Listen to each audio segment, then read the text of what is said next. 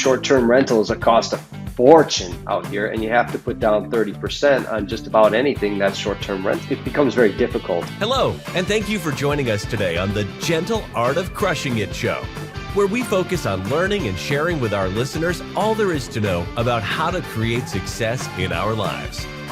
This show stands on the shoulders of giants. Our mission is to empower and inspire our listeners to create the life of their dreams whilst having a blast in the process. Let's celebrate life together. Welcome to the show. Right. Welcome back to the Gentle Art of Crushing It podcast, Passive Investing Edition. My name's Randy Smith, and I'm the host today, and I am super excited to have a really good friend of mine, Mike Neubauer, on with us. Welcome to the show, Mike. Hey, thanks for having me, Randy. I appreciate it. Absolutely. I've really been looking forward to this. Mike and I met probably about a year ago through another community we're both involved with, and he is the epitome of giver's gain and bringing value. So super excited to have you here. So why don't, if we can, why don't you just kick it off and tell us a little bit about yourself and your journey and bring us up to speed on where you're at today. Sure. Okay. I'll try and condense this as much as I can, but I went to art school, so graduated from art school in Colorado. Started traveling and shooting photography a lot. That was kind of my passion. Never really wanted to work for anyone. Made my way out to Hawaii about 20 years ago, and I've been shooting landscape photography out here for that long and more. Written a couple books. Along the journey, became a fireman, learned a little bit about real estate investing, started buying short-term rentals, did some house hacking, still am doing some house hacking, and then started investing in syndications. And so like today, I've left the fire departments. I've got enough passive investments, I guess, through active and passive real estate. And now I'm looking for the next step. So I'm ready to 10x where I'm at to something even greater. Outstanding. Well, that is, you covered a lot of ground in a very short amount of time there. So it seems like there's been multiple renditions in lives throughout that journey. So totally. I'm curious, and I don't know this. We've known each other for a while. Yeah. Where are you from originally? Yeah, I was born in Chicago. So I was born in Chicago. Oh goodness. Okay. And then, so I'm a South Side Cubs fan. So I'm a rare breed, and made my way to Colorado for art school, and then out to Italy to study photography, and then started doing landscape photography out here in Hawaii, and it was kind of hard to leave, the island of Maui. So been here for 20 years. Okay. Yeah. No, I can see the allure of the islands. My wife and I love going to Maui, and would love to get back to Kihei area more often. So, yeah, it's interesting. So your passion in photography probably is what got you out to Hawaii in the first place. Was that an actual business, or was it a hobby? Did you ever monetize that in any way at all, or? Yeah, sure. So, great question. So, when I went to art school, I went to the Art Institute out there in Colorado, and I graduated with a degree in graphic design and photography.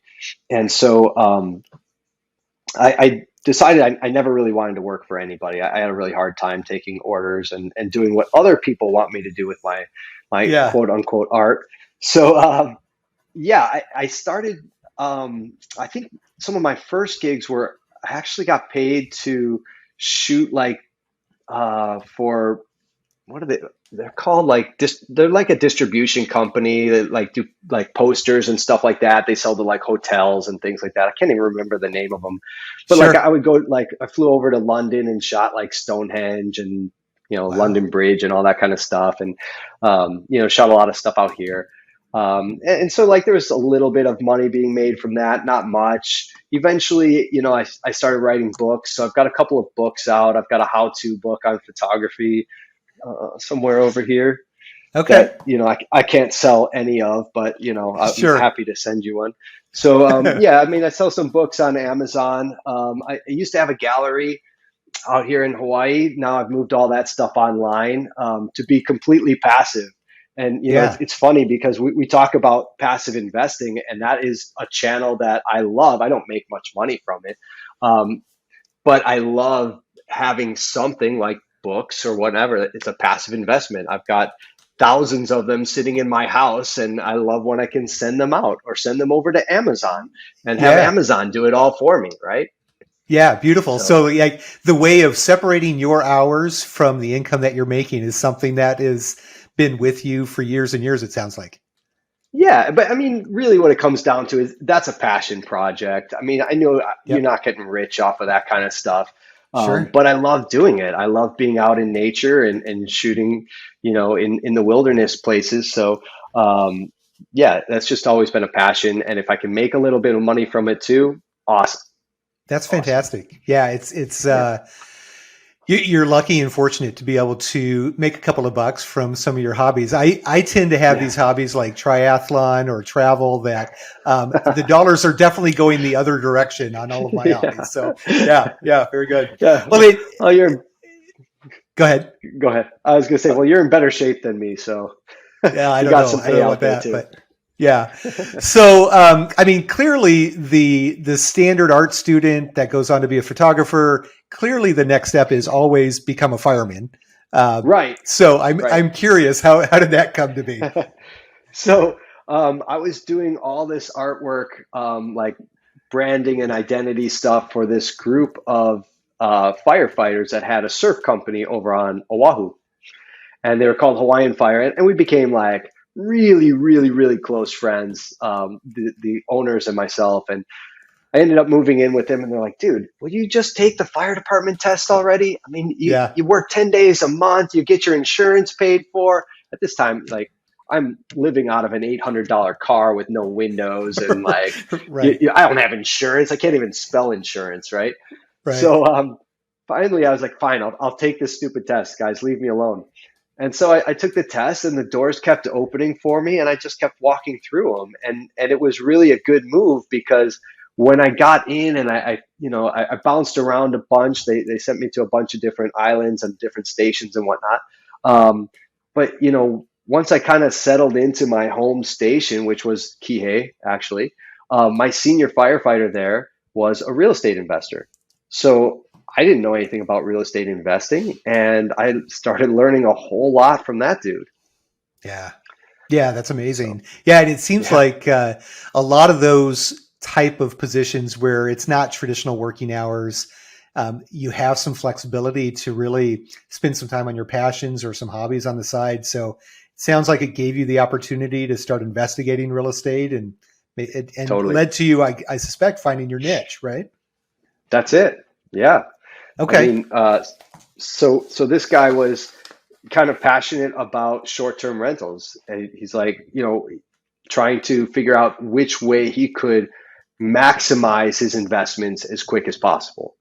Okay. And so I saw a lot of what he did, and he shared a lot of data and insights with me. And I took it and I saw what he was doing, and I learned from that. And then, I tried to learn from other resources. And once I kind of caught that bug, it was like every book, every podcast, every person I could network with. And then I started seeing like, I bought my first, investment property, and it just began to snowball. And I started learning so fast that I got to a point where I could leave the fire department within like probably 3 years of investing. Unbelievable. So yeah, it turned out really well, Yeah, no doubt. So how long were you with the fire department? Yeah, so at that point, so I know I say it took me 2 to 3 years before I could leave, but yeah, it took me a long time of doing research and learning and stuff like that before I actually pulled the trigger to get that first short-term rental. So total all in with the fire department, I was with them for about 10 years. Okay. No, I think that's a good point. I don't think with all the people that I interview, you very rarely hear somebody that says, I read the Purple Book, The Rich Dad, Poor Dad, and then the next day I left my job and everything was wonderful. There's always a path and a journey.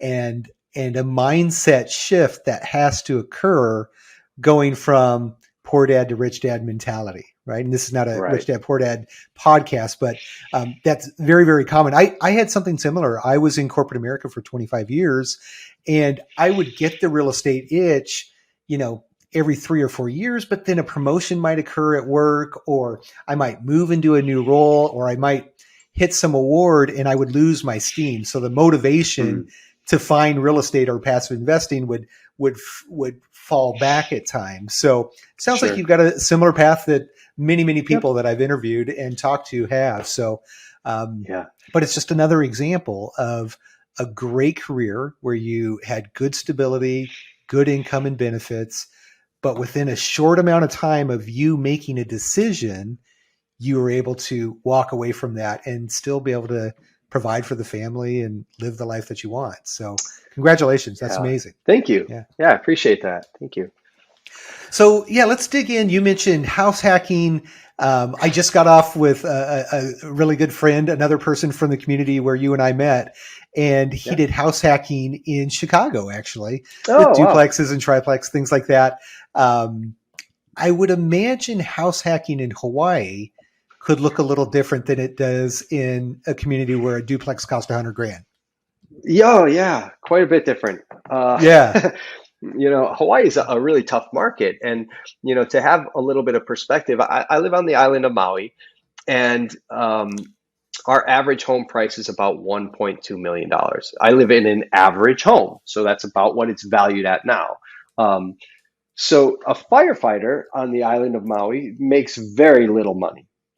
I mean, I literally, when I got into the fire department, I could have applied for food stamps. I met that threshold. But the good thing is, like, that was still the most high paying job I had ever had, because I was just a surf bum, right? And doing my photography thing and whatnot. So it was that stability that kind of, attracted me to that position.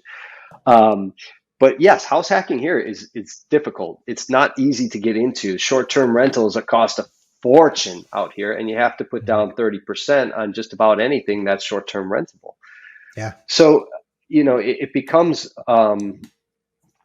very difficult. And the first thing that we ended up doing was taking our single-family home that we had purchased in 2012 direct from the builders who we knew as family friends. And, we got a deal on it then. And we short sold the house at that time because everything was, either being foreclosed on or short selling. And we knew that this house had plenty of equity in it. And it was a huge move from the condo that we were in before. And so, that was 2012 when we got into this house. And then in 2016 is when I kind of started really okay, we got to do something with real estate. And so that's when we took and we hired those same developers to build out this house and build a 1-bedroom, 1-bath unit onto it.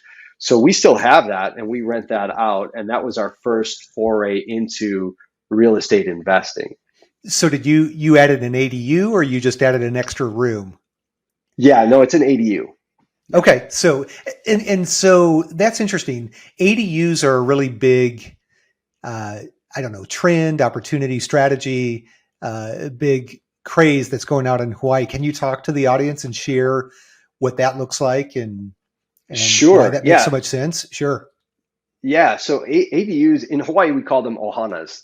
And ohana just means like a family unit. So essentially, this is like a mother-in-law suite, what we built on there. So we can't have we're not supposed to have in our unit, what we're zoned for, we're not supposed to have like a full stove or a full kitchen sink or anything like that. So we have a small bar sink, and we have hot plates and stuff like that in our unit.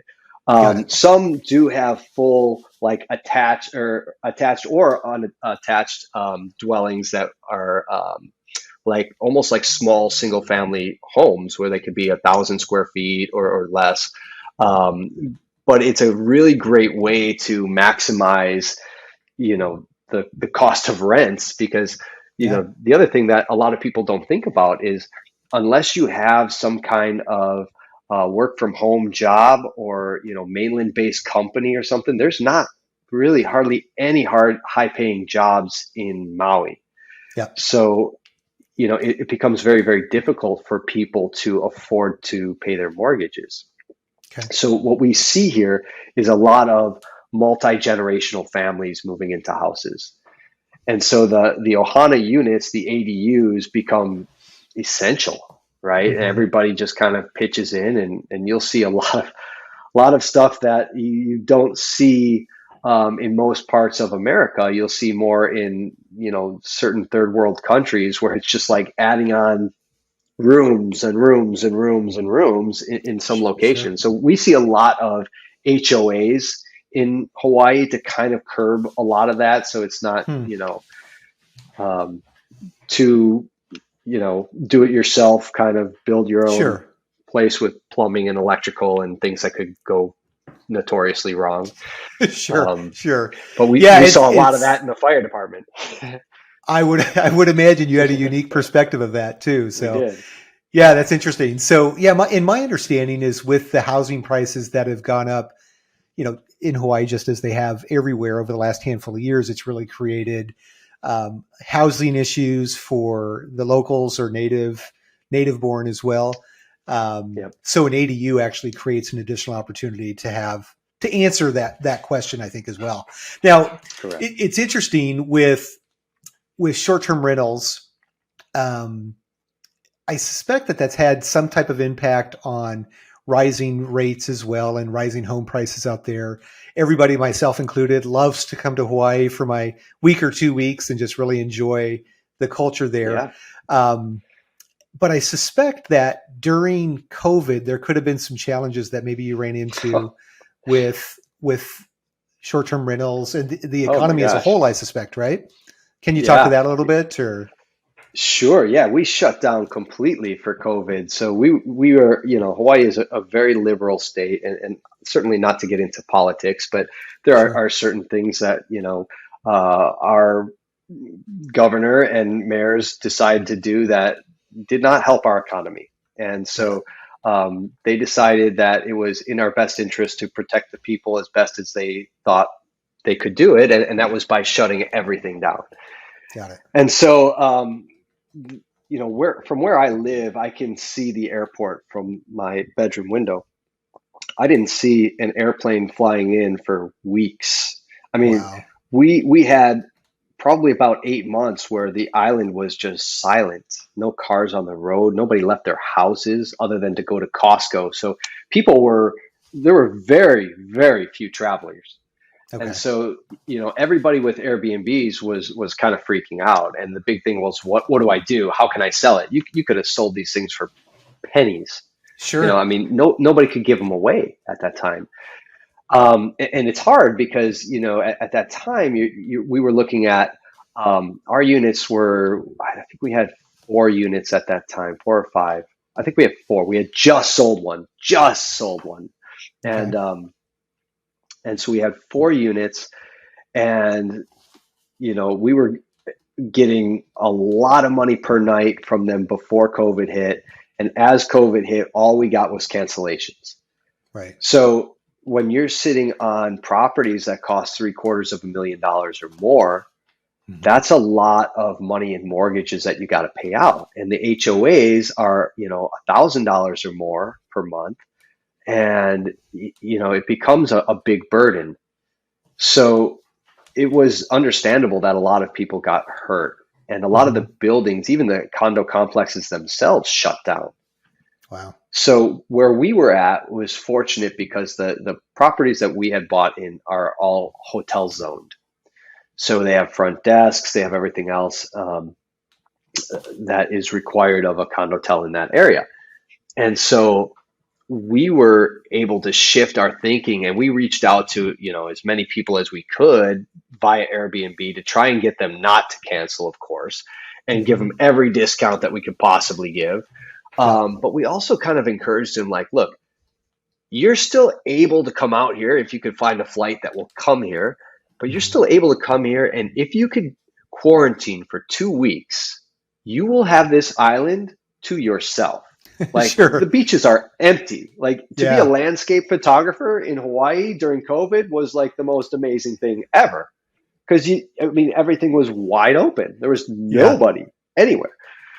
So we got a few people that like took advantage of that, and they stayed here for a month or 2 months, and we didn't care what they were paying. It was just like help us keep the Right. lights on. Yeah. And we had a healthy supply of reserves at that time, but that's also when we started getting to the point, because the property that we sold, we had in a 1031, and we were going to buy another short-term rental.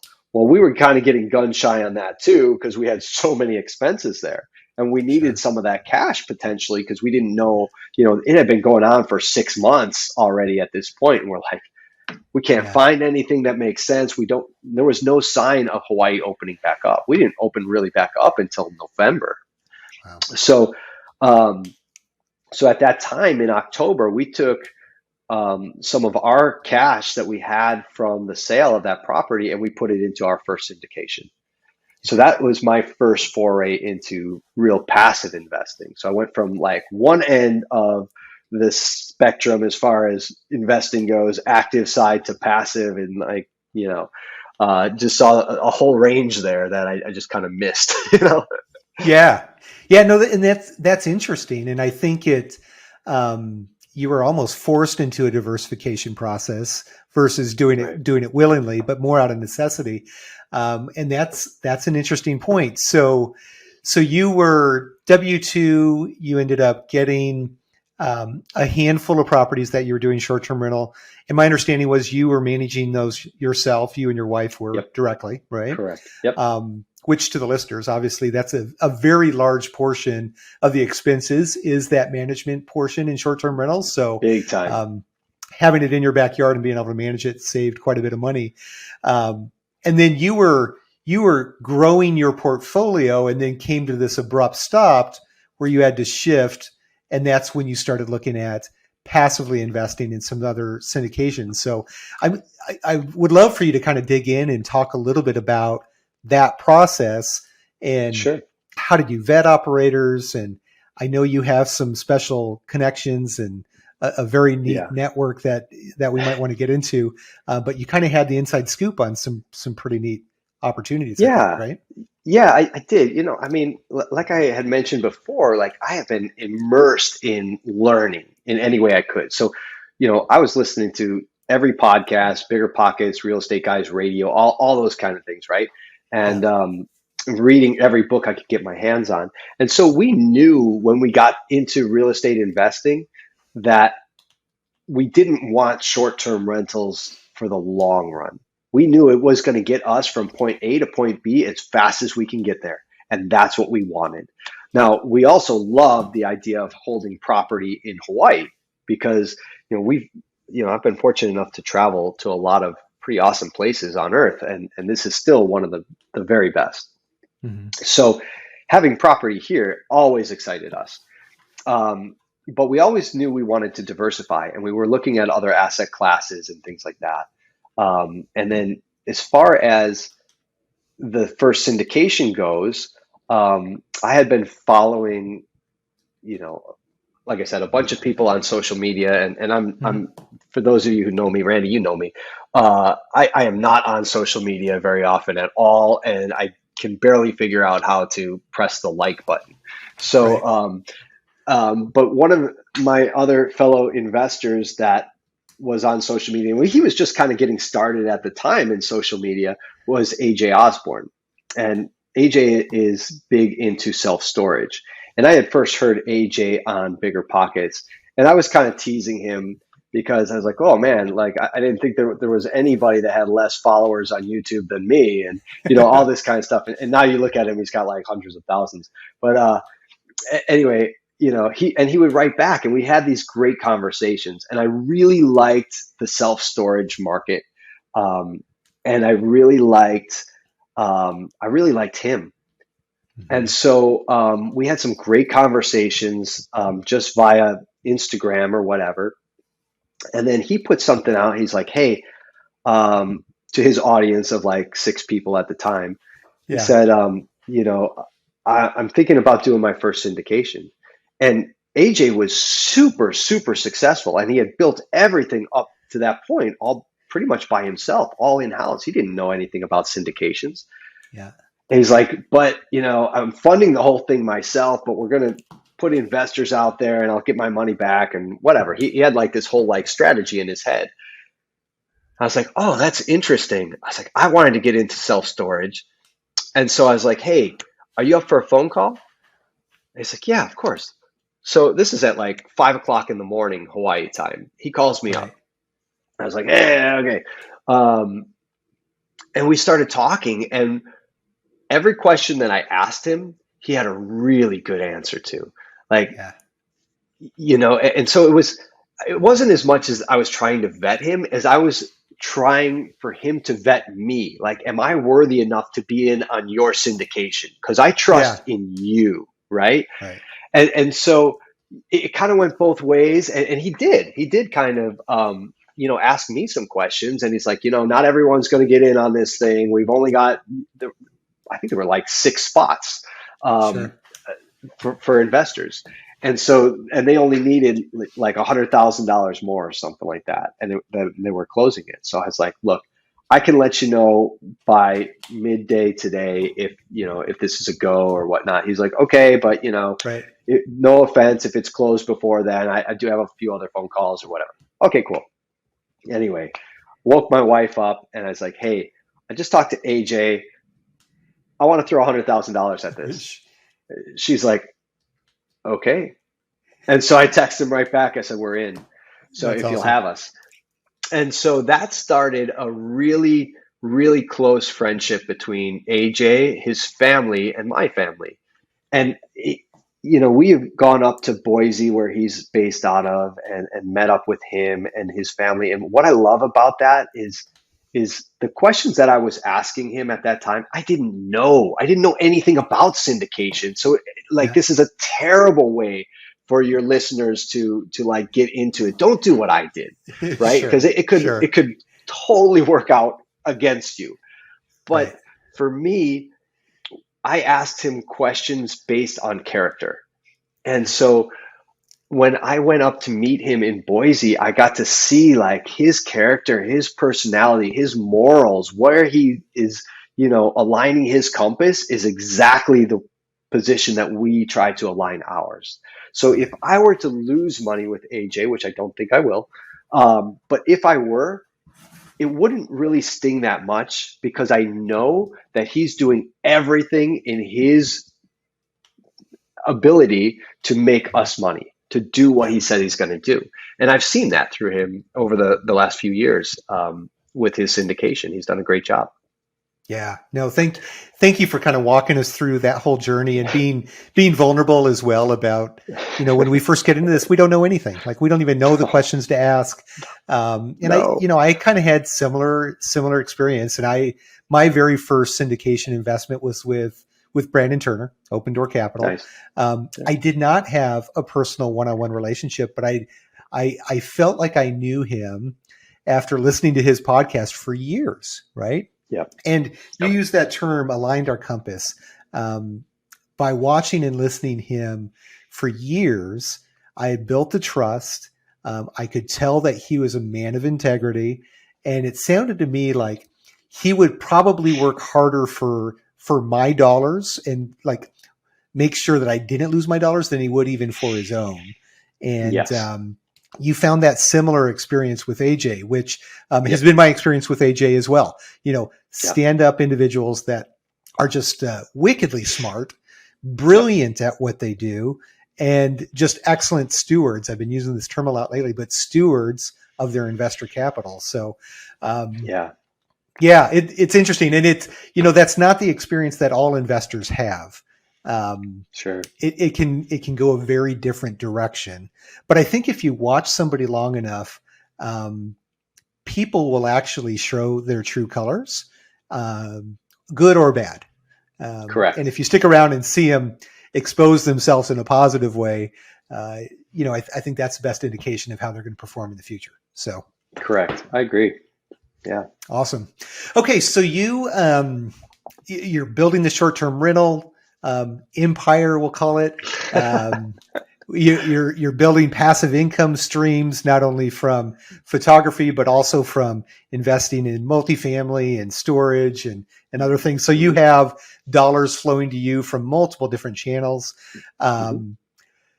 It seems like it's the path that I hear a lot of people striving towards.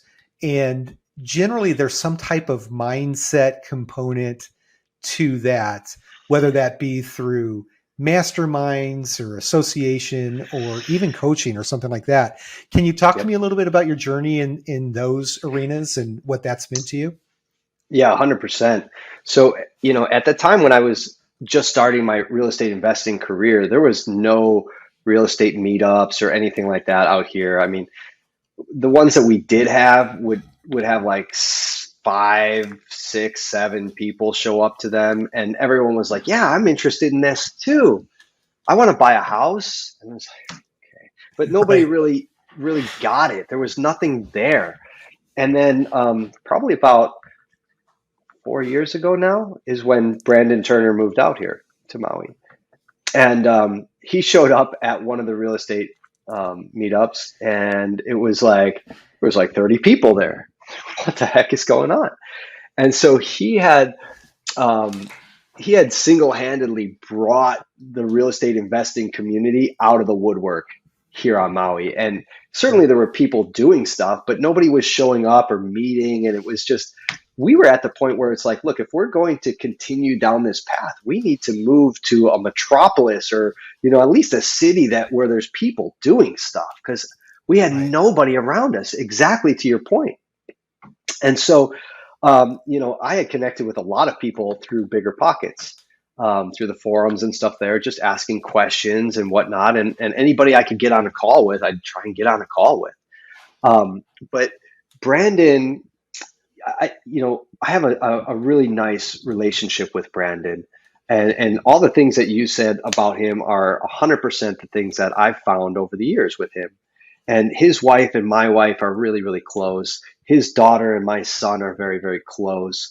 I was mentioning to you before that he was over here a few days ago for Halloween. And our families walked around the neighborhood together. And he and I, talk story, vala'au, as we say in Hawaiian, for a little while on different things. And Open Door Capital was one of those things as well. But I remember when I first got out of the fire department, I had talked to him. I was like, Brandon, can I buy you coffee, man?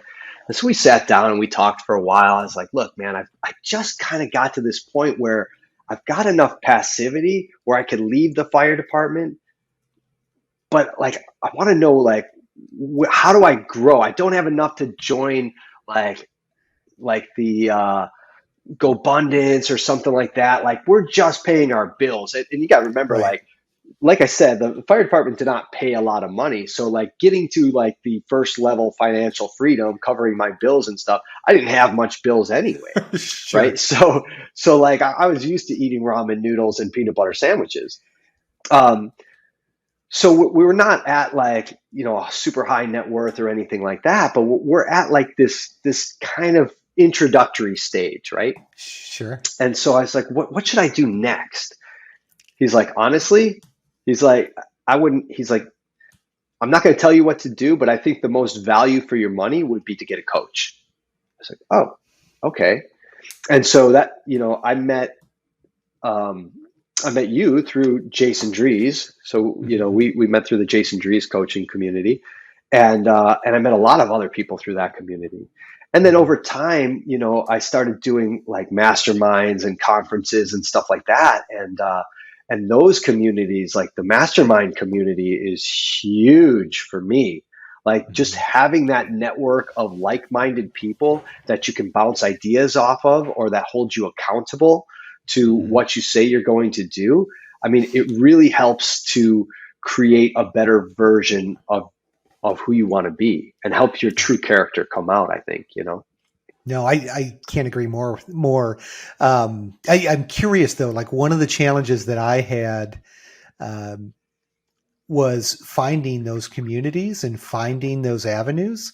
Do you have any ideas or suggestions for our listeners on how they can find a community like you found? Sure. I mean, I think for me, I would start with the Bigger Pockets forums. I think they're great. Okay. And you don't have to have a lot of money or anything like that. Like if you don't want to pay for a mastermind, or you don't want to pay to be, part of a coaching session or whatever, then that's a good way to start interacting with people potentially local to you, and get Hmm. together, once a week, or join a real estate meetup or something like that. But as you progress, I think going to conferences and networking, I think networking is probably the most important thing in our entire business. Hmm. Like the deals that come through networks, I've bought deals from people that I'd never met before, off Unbelievable. market, Yeah. right?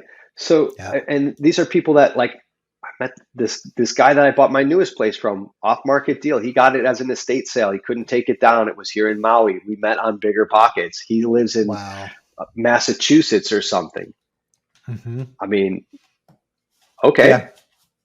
Yeah. you Those know, deals just don't happen without they a don't happen. network, without the mastermind. Absolutely. Okay. Yeah, Yeah. And it's interesting. There's this transition, or this shift from, I need to go out and network and do everything I can for free. right. And then there's this shift where you actually start to pay. Um, Yes, and I used to struggle with that. me And too. even not until, like, fairly recently, up until, well, January of this year was the first time I ever paid for formal Yeah, coaching. And yeah, my life has taken some very, very different changes in trajectory since then.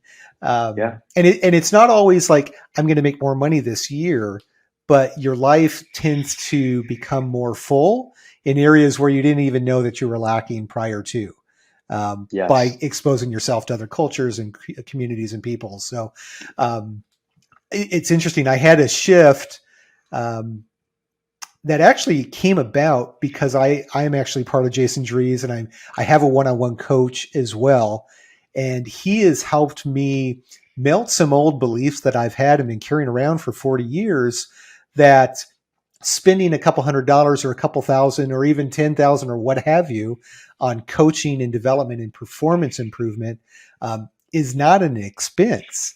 It's actually an investment in my most valuable asset, which is me, which Yeah. I had a really hard time getting over it. But now that I have, yeah, I'm seeing lots of changes because of it. So, and I will say, Mike, you've been a big part of that path for me as well, because you've helped expose me to some of the great people that you are around. You've put some neat opportunities in front of me that I would have never had exposure to without your giver's gain mentality. So I Thanks, appreciate man. what you do in this community and the message that you share. And that's ultimately that's why I wanted you on the call, or on Thanks, man. the podcast. Absolutely. I So, appreciate that. well, very good. Well, we're already at almost like 40 minutes. I say this on Gee. almost all of the calls, but I feel like we'll definitely have to have you back to continue the conversation, but this certainly I would helps love set the that. stage, and Yeah, we'll dig into what future success looks like. But if we can, I'd love to spend just a couple of minutes on some few things. And first and foremost, like, sure. I'm curious, what are you excited about today? And what's like the next big thing for Mike and your family? Yeah. So, invested in a handful of syndications, and we have a handful of short-term rentals. We have a handful of long-term rentals as well. Um, Yep. but I think, I just finished this Maui mastermind out here, with some really high level investors, and people that, like you said, that are just, we get around and we have these like amazing synergies. And so I do a call with three other people once a week. And it's the only thing that's there's two things on my schedule on Fridays. One is a coffee date with my wife, where we kind of strategize our next week and our business going forward. And then directly after that, I have a call with these three other individuals. And I love the feeling that I get when I'm on these calls. And Mm-hmm. it's just like you and I sitting here. We have this great synergy where we could talk forever on all these different things. And everybody comes from a little bit different background and from Mm-hmm. all over the country. And I don't know what that's going to lead to. I know we've been looking at some pretty big deals, but I think the common thread between all of us is we want to do something that's bigger than real estate. And I don't mean like other businesses or anything like that. I mean, 12 years ago, I started a nonprofit, and it's for the last 10 years, it's been just sitting vacant. I haven't done anything with it. And that's a shame, in my opinion. But I want to kind of dust it off and start doing things that make a difference. And I don't care if I'm the only one funding it. I'm not here to try and raise money or anything like that. I'm trying to do the things that excite me inside, right? Because there's so many ways to become fulfilled. Certainly, everybody looks at money as the answer to all their problems, but it's not, right? And for me, it was never about the money. Certainly, I would like more of it. However, we got into real estate because we wanted the time, right? We wanted time to be with the family. We wanted time to do the things we want to do. We wanted time to give back. So I want to be able to travel and to, volunteer at, I don't know, an elephant sanctuary, or dig wells in Africa, or build schools in Ecuador. Whatever it's going to be, we want to be able to give back. And I think the 3 people that are on this call with me on Fridays, they want those same kind of things too. And so we're all successful real estate investors in our own niches. But when we're together, I feel like we can do really incredible stuff. So we've talked about doing syndications together and using, the nonprofit as a charity that, can do great things because of, what we're producing on the real estate side. So I don't know how that all unfolds yet. Sure. But I think that's what I'm most excited about. Awesome. Well, no doubt you've had a big impact. You'll continue to have a big impact. I'm super excited to see what you and your tribe do. But yeah, it's been super fun knowing you and getting to experience all the amazing things that you're doing. So yeah, thanks so much for coming on the podcast and sharing with our audience. I appreciate your journey. journey. Thank you so much. Thank you so Absolutely. much. It's been an honor to be here. Well, to our listeners, again, I just want to encourage you to reach out to Mike, connect with Mike. We'll put his contact information in the show notes. Follow this guy. I have no doubt that he'll add value to you, continue to add value to you. And again, like I always say, continue to build your education and learn more about this passive investing space. Gain the courage and the confidence in the decisions that you're making about your investments. Make that first passive investment, and have no doubt that you'll continue to do so more and more in the future. So again, thanks everybody for joining the podcast today. We'll look forward to having you on a new episode in the future. Thank you. Well, there you have it, ladies and gentlemen. Another episode of The Gentle Art of Crushing It. It was an amazing episode. We know we sure learned a lot, and we hope you did as well. We want to take a second and thank you so much for viewing or listening to this episode. And please just know that we only ask for one favor, and that is to make this life magnificent. Thank you, and have a wonderful day.